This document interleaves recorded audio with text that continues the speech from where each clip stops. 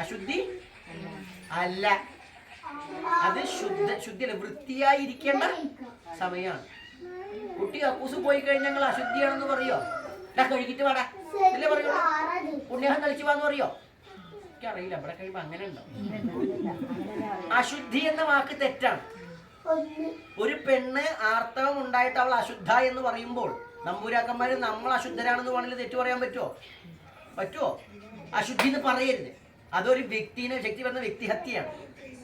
ഈ body shaming പോലെ സാധനം ഇതൊന്നും നമ്മുടെ ഈ ധർമ്മത്തിലൊന്നുമില്ല, തന്ത്രശാസ്ത്രത്തിൽ ഇല്ലേ ഇല്ല. നമ്പൂരാക്കന്മാരുടെ ഇഷ്ടത്തിലൊക്കെ ഉണ്ടാവും, നാരായണഗുരു പോലും പറഞ്ഞു. പക്ഷെ തന്ത്രത്തിൽ ഭഗവാൻ പരമശിവൻ പറഞ്ഞതിലില്ല. അവിടെ പറഞ്ഞാൽ സ്ത്രീകൾ വൃത്തിയായി, ശുദ്ധിയും വൃത്തിയും രണ്ടാ. ശുദ്ധിയും വൃത്തിയും രണ്ടാ. നിങ്ങളായാലും മുറ്റം തുടയ്ക്കണ നേരത്ത് മുറ്റം ശുദ്ധിയാക്കാണെന്നാണോ പറയാ? മുറ്റം തുടച്ച് വൃത്തിയാക്കണം അല്ലേ? അപ്പൊ വൃത്തിയായിരിക്കണം. അതാണ് ഞാൻ കക്കൂസ് പോണ ഉദാഹരണം പറഞ്ഞത്. അപ്പൊ വൃത്തിയായിരിക്കണം എന്നല്ലാണ്ട് അശുദ്ധി. പെൺകുഞ്ഞു മക്കൾ വളർന്നു വലുതാവുമ്പോ അശുദ്ധിയായി എന്ന് പറഞ്ഞു കൊടുക്കരുത്.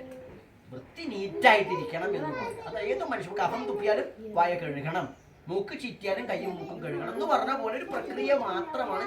അശുദ്ധി പറഞ്ഞാൽ അത് തെറ്റാവും. കാരണം നമ്മള് ഇപ്പോഴത്തെ പോലെ ഒന്നുമില്ല. പണ്ട് ഈ കുട്ടി വയസ്സറിയിച്ചു കഴിഞ്ഞാലേ